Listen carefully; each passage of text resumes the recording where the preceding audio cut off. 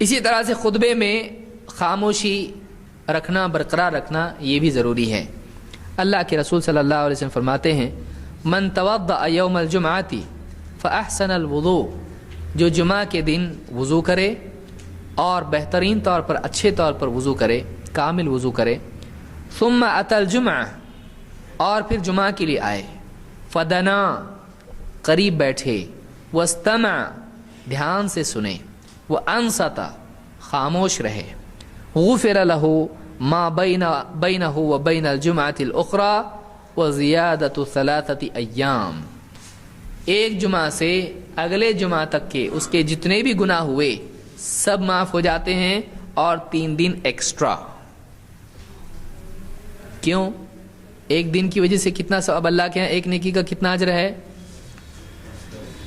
10، minimum 10 ہے۔ اب ہفتے کے دن کتنے ہیں؟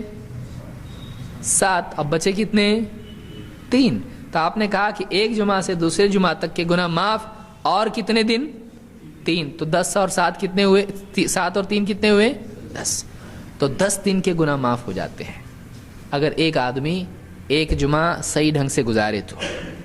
اور آپ نے فرمایا وَمَن مَسَّ الْحَصَىٰ فَقَدْ لَغَا، اور جو کنکریوں سے کھیلتا رہا اس نے بےہودہ کام کیا۔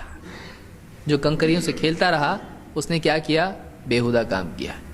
تو اس زمانے میں مسجد میں کنکریاں ہوا کرتی تھی کہ لوگ ریت کے اوپر بیٹھ کے نماز پڑھتے تھے، یا ہماری جیسی چٹائیاں اور قالین وغیرہ اس زمانے میں نہیں تھے، ریت بچھی ہوئی تھی اور ریت ہی پہ نماز پڑھا کرتے تھے۔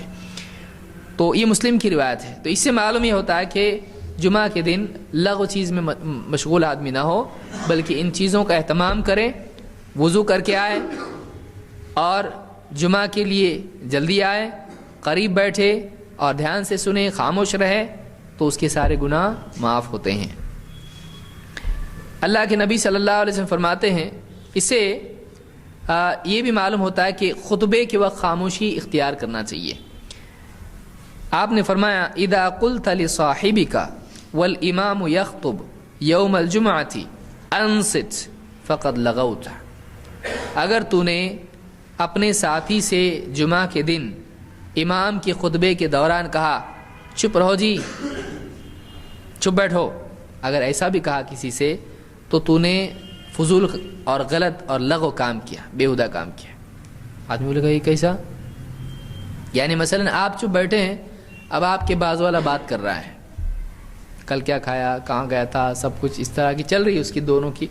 آپ اگر ان کو کہتے ہیں خاموش رہو، تو اللہ کے نبی صلی اللہ علیہ وسلم فرماتے ہیں تو نے بھی غلط کام کیا، وہ غلط کر رہا ہے نا، تو نے بھی غلط کیا۔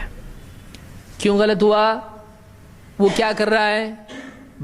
بات سے کیا پیدا ہو رہی؟ آواز سے کیا ہو رہا ہے؟ ڈسٹربنس۔ تو نے کیا کیا؟ تو نے بھی تو آواز پیدا کی، اور اس سے پاسبلٹی کیا ہے؟ کوئی بھی آدمی اس کو بولے ذرا چپ رہو، خطبہ چل رہا ہے نا، ہاں تم سنو، ہم ہماری بات کر رہے ہیں، اپنا کام کرو، ہاں ایسا بولتا ہے۔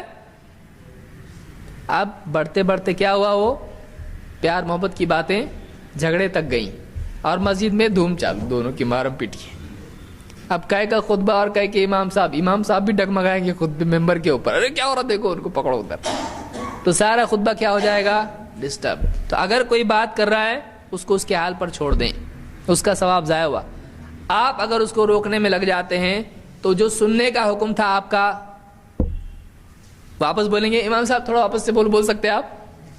نہیں کر سکتے آپ کا کام ہے آپ سنیے امام صاحب کی بات، اس کو چھوڑ دیجیے، آپ اس کو پنکھے کی آواز سمجھیے، اس کو گاڑیوں کی آواز سمجھیے، آپ اس پر دھیان دیجیے، کیونکہ وہ اپنا اجر برباد کر رہا ہے، آپ اس کے ساتھ بزی ہو کے اپنا اجر برباد نہ کریں۔